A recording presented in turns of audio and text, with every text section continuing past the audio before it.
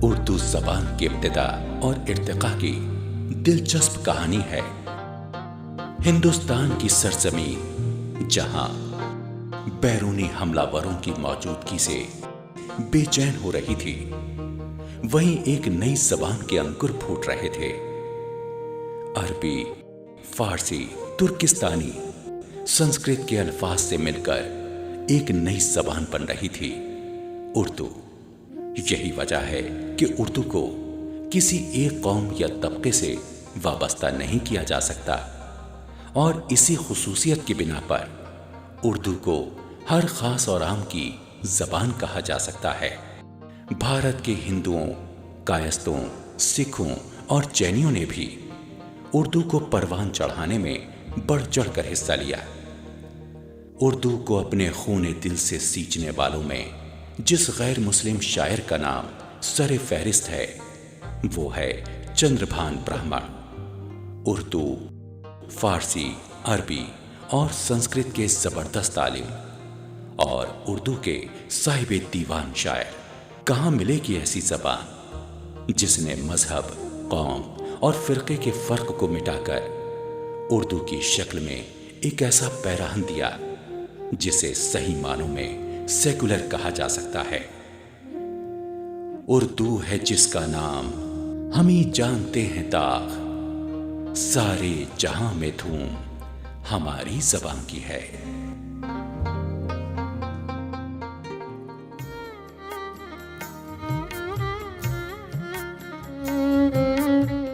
महाराजा किशन प्रसाद शाद एक दौलतमंद इंसान थे। मिजाज सूफियाना था और कलाम वहदत के जज्बे से मामूर।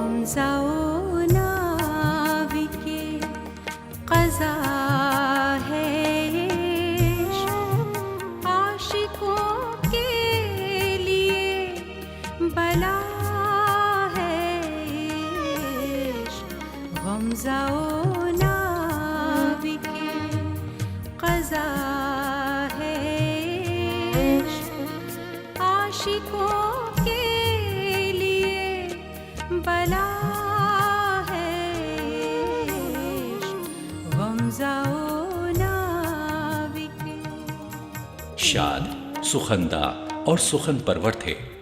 उन्होंने शायरों और अदीबों की सरपरस्ती की और पूरे मुल्क से उन्हें बुलाकर दक्कन की सरजमीन को शेरो सुखन से सरशार कर दिया। किस ज़माने में मुझे गम से सरोकार न था, किस ज़माने में मुझे गम से सरोकार न था। कौन से रोज मुझे रंज का आज़ार न था, कौन से रोज मुझे रंज का आज़ार न था। इस ज़माने में मुझे गम से सरोकार न था। शाद की शायरी इश्क हकीकी की एक बेहतरीन मिसाल है। खौफ़े तूफ़ान गम नहीं इसको, खौफ़े तूफ़ान गम नहीं इसको, खौफ़े तूफान गम नहीं इसको, जिस सफीने का ना खुदा है इश्क, जिस सफीने का ना खुदा है इश्क, आशिकों के लिए बला है इश्क, गमज़ाओ ना बिके। नाजरीन आदाब और खुशामदी। नाजरीन, हमें अपने मुल्क पर फख्र है जिसकी मिट्टी में अलग अलग मजहब कौमों की काविश की मीठी सुगंध शामिल है। कई गैर मुल्की और मुल्की जबानों के अल्फाज लेकर बनी उर्दू के बारे में यह कहने को दिल चाहता है, लहजा इसका खुशबू है, बोली जिसकी उर्दू है। उर्दू के गेसुए ताबदार में उसके जिन चाहने वालों ने उसे सजाया, उनमें एक मारूफ तरीन नाम महाराजा किशन प्रसाद शाद का है। शाद सिर्फ उर्दू को ही नहीं, उर्दू वालों को भी बहुत अहमियत दिया करते थे, और यही वजह है कि रियासत हैदराबाद, जहां के वो वजीर आजम थे, उर्दू के शायरों अदीबों की बेपनाह सरपरस्ती और हौसला अफजाई किया करते थे। शाद की शख्सियत के बड़े अलग अलग और मुख्तलिफ पहलू हैं। मसलन ये कि उनके नाना राजा नरेंद्र प्रसाद ने बड़े रईसाना अंदाज से उनकी परवरिश की। वो खुद लाखों की जागीर के मालिक थे, लेकिन सितम ज़रीफ़ी देखिए कि हमेशा कर्ज के बोझ तले दबे रहते, या फिर ये कि बड़ी ऐशो इशरत में पलने के बावजूद गुरूर तकब्बुर से दूर दूर तक कोई वास्ता नहीं था उनका। बेहद खुश अखलाक, बामुरव्वत और दरिया दिल इंसान थे। बावजूद इसके कि शाद वजीर आजम के आला ओहदे पर फाइज थे, शायरी के लिए उनका शौक दीवानगी की हद तक था, और जब शेर गोई पर आते तो सैकड़ों अशार मौजू कर देते। किशन प्रसाद शाद को शायरी विरासत में मिली थी, और वो शायरों और अदीबों की सोहबत को बहुत अजीज रखते थे। हजरत दाग के शागिर्द थे, और इनके अलावा भी जहीर दहलवी, सरशार लखनवी, किशन प्रसाद शाद एक बाकमाल शायर थे। उन्होंने गजल के अलावा कसीदा, हमदोनात भी बहुत खूब कही। इरफानियत की गहराई में डूबा क्या खूबसूरत शेर फरमाते हैं, चश्मे वहदत से देखता हूं जिधर, नजर आता है तू ही तू मुझको। और फिर जब शाद साहब का मिजाज आशिकाना होता था तो फरमाते हैं, इस मर्ज की दवा नहीं है शाद, इस मर्ज की दवा नहीं है शाद, सच तो यूं है कि ला दवा है इश्क। मुझे इस गुलशने आलम में मिला कब आराम, मुझे इस गुलशने आलम में मिला कब आराम, फूल इस बाग का कब हक में मेरे खार न था, फूल इस बाग का कब हक में मेरे खार न था, कौन से रोज मुझे रंज का आज़ार न था, किस ज़माने में मुझे गम से सरोकार न था। नाज़रीन आदाब। उर्दू महज एक ज़बान ही नहीं, तहज़ीब का भी नाम है। शायरी का कोई मज़हब नहीं होता। उर्दू में ऐसे बहुत से शुअरा गुज़रे हैं जिनके हालात की कड़ियाँ गायब हैं। आज हम महाराजा किशन प्रसाद शाद पर गुफ्तगू कर रहे हैं, जिनसे मुताल्लिक़ तारीख़ अदब उर्दू में उनकी खिदमात का एतराफ़ मौजूद है। गुफ्तगू के लिए हमारे साथ मौजूद हैं मशहूर शायर और नक्काद प्रोफेसर अतीकुल्ला साहब। आप दिल्ली यूनिवर्सिटी के साबिक़ सदर शोबा उर्दू रहे, और पूरी उर्दू दुनिया आपके तनक़ीदी कारनामे की वजह से आपको पहचानती है, आपको जानती है। अतीकुल्ला साहब महाराजा किशन प्रसाद शाद उर्दू के एक नुमाइंदा शायर की हैसियत से पहचाने जाते हैं, अपनी ज़बान के हवाले से और अपने मौज़ूआत के हवाले से।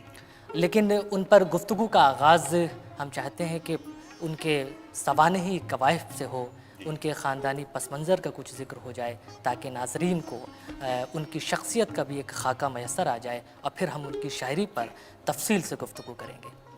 مہاراجہ کرشن پرساد شاد کا جہاں تک تعلق ہے، ہمارے اردو ادب کی تاریخ میں کئی جگہ ذکر ہوا ہے، اور ابھی ابھی احتشام صاحب کی کتاب دیکھنے میں آئی تو انہوں نے بڑی تفصیل کے ساتھ ان کا ذکر کیا ہے۔ جیسا کہ آپ نے بتایا کہ کچھ تاریخ کی اس طرح کی گمشدہ کڑیاں ہیں، جی جی تو ان گمشدہ کڑیوں کو ہماری تحقیق کو ہی چاہیے کہ ان کو اجاگر کرے اور انہیں ہمارے سلسلہ روایت کا حصہ بنائے۔ اس اعتبار سے شاد کی سوانح بڑی متحرک رہی ہے، یعنی ان کی شخصیت کے بہت سے پہلو ہیں، بلکہ ہمہ جہت پہلو ہیں جو ایک شاعر کی حیثیت سے بھی ہیں، ایک وزیر اعظم کی حیثیت سے بھی ہیں، حیدرآباد کے وزیر اعظم رہے ہیں وہ، پھر ایک قدردان کی حیثیت سے بھی رہے ہیں، یعنی انہوں نے جس طرح محفلیں منعقد کی ہیں اپنے دور میں، وہ بڑی یادگار محفلیں ہیں۔ یہ 1864 میں پیدا ہوئے تھے، اور چونکہ ان کے کسی مورث اعلیٰ کو، جن کا نام مول چند تھا، انہیں آصف جاہ اول دکن لے آئے تھے، یعنی شمالی ہندوستان سے لے آئے تھے، اور چونکہ وہ انہیں علم تھا کہ ان کی جو وراثت میں ملازمتیں رہی ہیں وہ راجہ ٹوڈرمل سے اس کا سلسلہ ملتا ہے، تو راجہ ٹوڈرمل سے سلسلہ نسب ملنے کی وجہ سے انہیں پیشکاری کا جو عہدہ دیا گیا تھا، تو آصف جاہ اول نے اسے ہمیشہ کے لیے مقرر کر دیا۔ یعنی ایسا بہت کم ہوتا ہے کہ کسی بادشاہ نے یا کسی مہاراج نے، راجہ نے کسی کے لیے، کسی کی نسل کے لیے، آئندہ نسلوں کے لیے کوئی شعبہ دے دیا ہو۔ تو شاد کو جو اس ترقی ملی وہ صرف ان کے اپنے خلق، یعنی سراپا خلق کہتے تھے انہیں، کہ سراپا خلق تھے، تفسیر آدمیت تھے، یعنی سر سے پیر تک وہ محبت کا پیکر تھے، اور اسی طرح آدمیت کے پیکر تھے، انسانیت تھی۔ تو انہوں نے اس عہد کے شعراء اور اس عہد کے کا جو ایک پورا دانشوروں کا حلقہ تھا اور خود نظام حکومت تھی، ان کا دل جیت لیا تھا۔ نتیجہ یہ ہوا کہ وہ پیشکار سے ہوتے ہوتے ترقی کرتے کرتے وہ وہاں کے وزیر اعظم بنے، اور تاریخ یہ بتاتی ہے معید صاحب کہ وہ ایک ہر دل عزیز وزیر اعظم تھے، اور جنہیں ان کے نظام حکومت اور اس عہد کے شعراء اور وہاں اس عہد کے جو قاری ہیں وہ ہمیشہ ان کی قدر بھی کرتے تھے اور ان کا ذکر بھی ہوتا تھا۔ اسی طرح یہ کہا جاتا ہے کہ اکثر شمالی ہندوستان کے شعراء کو وہ بلواتے تھے اور اپنی نجی محفلیں بھی منعقد کرتے تھے۔ مثلا حسرت وہانی کو بلایا انہوں نے، جوش ملی آبادی کو بلایا انہوں نے، داغ دہلوی کو بلایا، مہوی صدیقی کو بلایا۔ اس طرح سے وہ پورے ہندوستان سے اساتذہ کو وہ بلاتے تھے اور جی مشاعرے اور محفلیں وہ منعقد کرتے تھے۔ تو یہ ایک سلسلہ تھا، تو یہ دلی میں بھی تھا اور وہاں بھی تھا، کچھ رامپور میں بھی تھا، جو یہ مراکز اردو کے رہے ہیں۔ تو حیدرآباد ایک بڑا مرکز رہا، ایک تہذیبی مرکز کی حیثیت سے ہماری تاریخ کا وہ ایک روشن ترین باب ہے، اور اردو زبان کے فروغ کے لحاظ سے بھی ہم اس مرکز کو یاد کرتے ہیں، اور خاص طور پر زبان کے حوالے سے کہ جب دلی کا ذکر آتا ہے تو داغ کا ذکر آتا ہے، اور حیدرآباد کا ذکر آتا ہے پھر بھی داغ کا ذکر آتا ہے۔ تو داغ کی زبان اور اردو شاعری ایک خاص ٹرینڈ داغ نے سیٹ کیا تھا زبان کے حوالے سے۔ تو کرشن پرساد شاد پر بھی داغ کے اثرات ہیں، اور چونکہ اس زمانے میں داغ کا یوں توتی بول رہا تھا کہ ان کے اثر میں آسانی سے کوئی بھی آ سکتا تھا، تو وزیر اعظم تھے اور کئی حیثیتیں ہیں، تو شاعری میں وہ داغ سے متاثر تو ہوئے ہیں۔ مجھے ہاں بالکل ایسا لگتا ہے۔ دراصل داغ بھی تھے اور وہ جلیل مانکپوری تھے دوسرے، اور تیسرے امیر مینائی تھے۔ یہ اتفاق یہ ہے کہ غالب کے بعد، غالب نے جس طرح مشکل پسندی کا ایک آغاز کیا تھا، اور اردو شاعری میں وہ ایک واحد شخص ہیں جس کو ہم مشکل پسند شاعر کہتے ہیں، اور ایک ایسی شاعری جس میں کہ تغزل کی روایت کو قائم رکھا گیا، وہ آسان کی طرف زیادہ ہے، دشوار سے آیا۔ تو تغزل کی روایت کو امیر مینائی کے یہاں، دوسرے داغ دہلوی کے یہاں، تیسرے جلیل مانکپوری کے یہاں۔ تو یہ کہا جاتا ہے کہ شاد پر اثرات جو قائم ہوئے وہ داغ دہلوی کے شاگرد بھی کہلاتے ہیں وہ، اور داغ دہلوی کا ظاہر ہے کہ شمالی ہندوستان سے رامپور سے گئے اور وہاں پر خاک بسر ہوئے، یعنی وہیں تدفین ہوئی ان کی. تو ایسی جگہ سے وہ واپس تو لوٹ نہیں سکتے تھے کہ جہاں ان کے اتنے بڑے بڑے قدردان موجود ہوں. شمالی ہندوستان سے لے کر جنوبی ہندوستان تک، مشرق سے لے کر مغرب تک ان کے ہزاروں شاگرد تھے. تو اس اعتبار سے داغ کے اثرات سے کوئی بچ نہیں سکتا تھا. وہی یہ ہوا کہ شاد کا بھی رہا. اب شاید کے مثلاً اگر اشعار دیکھیں، مر گئے خاک ہوئے دل کے یہ چھالے نہ گئے، مر گئے خاک ہوئے دل کے یہ چھالے نہ گئے، خار حسرت وہ چبھے تھے کہ نکالے نہ گئے. اب یہ خار حسرت یہاں تمناؤں کا جو غالب نے تمناؤں کا سلسلہ شروع کیا تھا، یہاں حسرت جو ہے، وہاں تمنا جو ہے وہ اس لیے ہے کہ حرکت پیدا کر رہی ہے، تحرک پیدا کر رہی ہے. یعنی ایک طرح سے حسرت کے ساتھ خار کا لفظ ہے کہ جس میں ہلکی سی ایک اذیت بھی ہے، ایک یاسیت بھی ہے، ایک لطف کا پہلو بھی ہے. تو خار حسرت وہ چبھے تھے کہ نکالے نہ گئے. اب جیسے کہ وعدہ کر کے وہ بھی انجان ہوئے جاتے ہیں، وعدہ کر کے بھی وہ انجان ہوئے جاتے ہیں، ایسے دیکھے ہی نہیں ہم نے مکرنے والے. اب دیکھیں یہ جو معاملہ بندی ہے، تو معاملہ بندی کو ضرورت سے شروع کرتے ہیں تو پورا ایک سلسلہ روایت ہے کہ مومن سے ہوتے ہوئے. اور خود تسلیم جو تھے ان کے استاد، وہ تسلیم کے یہاں بھی یہی چیز پائی جاتی ہے، اور حسرت تک معاملہ بندی آتی ہے. تو اس اعتبار سے شاد کے یہاں معاملہ بندی اور جو ایک خاص تغزل کے تحت جو مضامین آئے ہیں، وہ مضامین خاص طور پر آتے ہیں. مثلا غیر کا اس میں گزر ہو ہے بہت دشوار بات، غیر کا اس میں گزر ہو ہے بہت دشوار بات، شاد کا یہ دل نہیں ہے یار کا کاشانہ ہے. اور آپ چاہیں تو تصوف کی طرف بھی لے جا سکتے ہیں. شاد کا یہ دل نہیں ہے یار کا کاشانہ ہے، یعنی آپ اسے سیدھے تصوف کی طرف. تو مجھے معیز صاحب یہ خیال گزرتا ہے کہ انہی کے معاصرین میں ایک امرناتھ ساحر بھی تھے، جن کے یہاں رموز معرفت کی فراوانی تھی. اور ان کے یہاں حالانکہ فراوانی نہیں ہے، لیکن مجھے یہ محسوس ہوتا ہے کہ اس عہد میں جو ایک تباہی اور بربادی وسیع سطح پر یعنی پورے ہندوستان میں دکھائی دیتی ہے، 1857 کے بعد جس طرح کے ہندوستان کے عام ذہن مایوسیوں کا شکار تھا اور کشمکش کا شکار تھا، بے یقینی کا شکار تھا، اس اعتبار سے دیکھا جائے تو وہ بے یقینی تقریباً تمام شعراء میں پائی جاتی ہے. لیکن یہ تصوف کا رجحان اس بات کی علامت بھی مجھے نظر آتا ہے کہ روحانی تسکین روحانی تسکین ایک رد عمل بھی ہے، فرار کی صورت بھی ہے نا. تو یا تو یہ ہے کہ شاعر مفاہمت پیدا کرتا ہے اپنے دور سے، یا پھر بغاوت کرتا ہے، اور یا پھر فرار اختیار کرتا ہے. تو تصوف کو اگر ہم پناہ گاہ قرار دیں تو اس اعتبار سے یار کا کاشانہ ہے، یعنی انہوں نے ایک عشق حقیقی کے طور پر بھی لیا ہے اور عشق مجازی کے طور پر بھی لیا ہے. بادئے خمخانہ ہے توحید کا مینوش ہوں.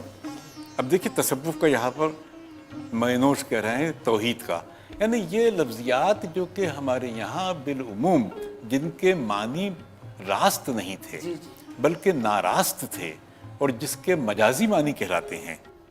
یعنی شاعری تو دراصل دیکھا جائے تو مجازی ہی معنی پر بنیاد، مجاز کی فن ہے، مجازی زبان ہے، پوری ہوتی ہے، استعاراتی زبان ہوتی ہے. تو میں توحید کا مینوش کہنا اپنے آپ کو، اور یہ چور ہوں مستی میں ایسا بے خود و مدہوش ہوں، یعنی وہ مستی کا عالم جو کہ کسی کی عبادت میں ہوتا ہے، کسی کے عشق میں ہوتا ہے. دو چیزیں ہیں. تو یہ دونوں چیزوں میں مجاز اور حقیقت، تو ان دونوں کے اعتبار سے شاد کے یہاں دونوں پہلو نظر آتے ہیں. جیسے پتھر میں ہے شرر پنہاں، جیسے پتھر میں ہے شرر پنہاں، جیسے پتھر میں ہے شرر پردائے دل میں آ چھپا ہے عشق، پردائے دل میں آ چھپا ہے عشق، عاشقوں کے لیے بلا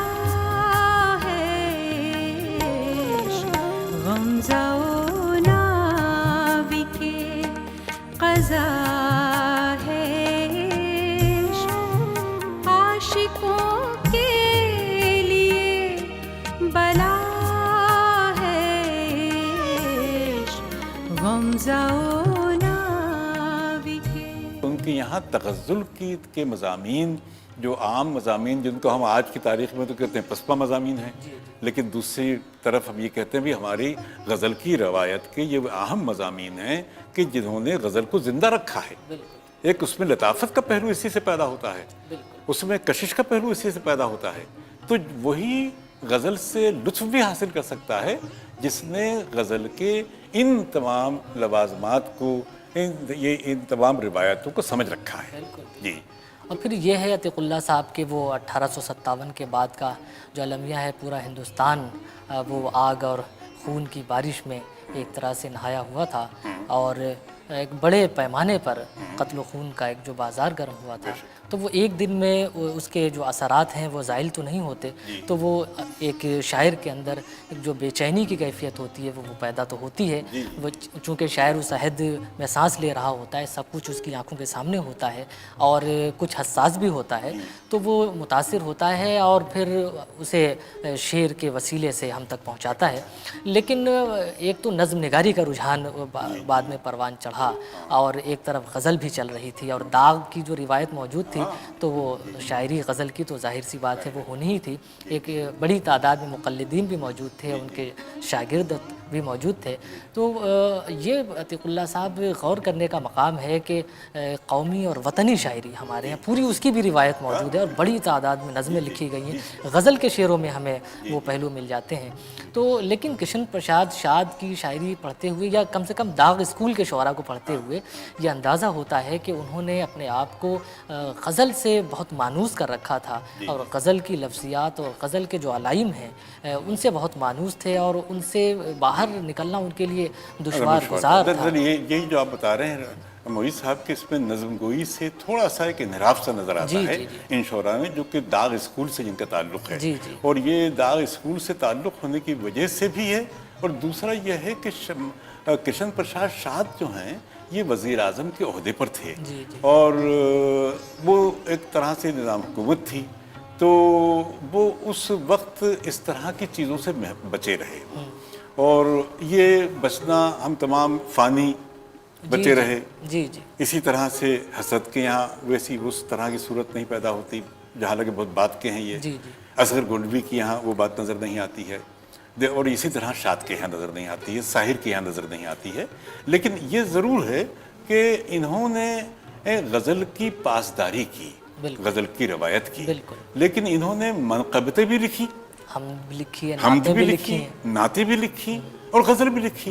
यानी इन्होंने ठीक है उस तरह की नज़में जो कि हमारे दौर की फ़लसफ़ियाना किस्म की नज़में थी, लेकिन ये बहुत बड़ी बात है अतीकुल्लाह साहब, लेकिन उन्होंने इस तरह की नज़में, बल्कि मुझे याद है कि उन्होंने हुजूर के शान में भी कई नज़में, कई नातें लिखी हैं। मेरे वाली, मेरे मौला, मेरे सुल्तान अरब, मेरे वाली, मेरे मौला, मेरे सुल्तान अरब, मेरे महबूब खुदा, प्यारे नबी सुल्तान जाने अरब, है ना, मेरे महबूब खुदा, प्यारे नबी जाने अरब। लाख मबूस पैगंबर हुए इस आलम में, लाख मबूस पैगंबर हुए इस आलम में, कौन हजरत सा हुआ शान अजम जाने अरब।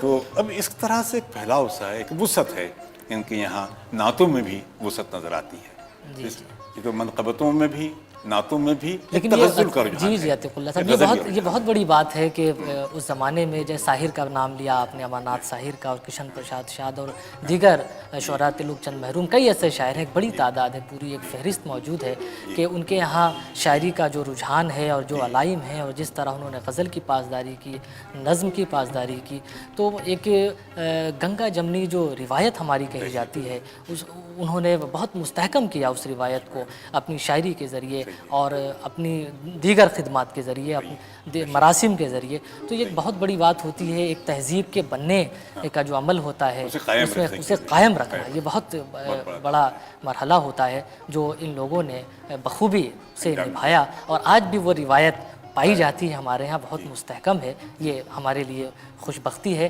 آپ نے کشن پرساد شاد پر بہت اچھی گفتگو کی. ان کی شاعری کے بنیادی جو پہلو ہیں ان پر بات کی آپ نے, بہت مفصل, اور اسے تشریح کر کے بھی آپ نے اسے بتایا کہ تصوف ہے اور دیگر موضوعات ہیں ان کی شاعری میں. تو ایک تنوع کا ایک سما ہے ان کے ہاں بہرحال. تو آپ نے ان کی نثر پر بھی بات کی, ان کی شاعری پر بھی بات کی. آپ کے ہم بےحد ممنون ہیں. یہ ستم اٹھائے گئے کس لیے مجھ پر اے چرخ, یہ ستم اٹھائے گئے کس لیے مجھ پر اے چرخ, کیا کوئی اور محبت کا گرفتار نہ تھا, کیا کوئی اور محبت کا گرفتار نہ تھا, کون سے روز مجھے رنج کا آزار نہ تھا, کس زمانے میں مجھے غم سے سروکار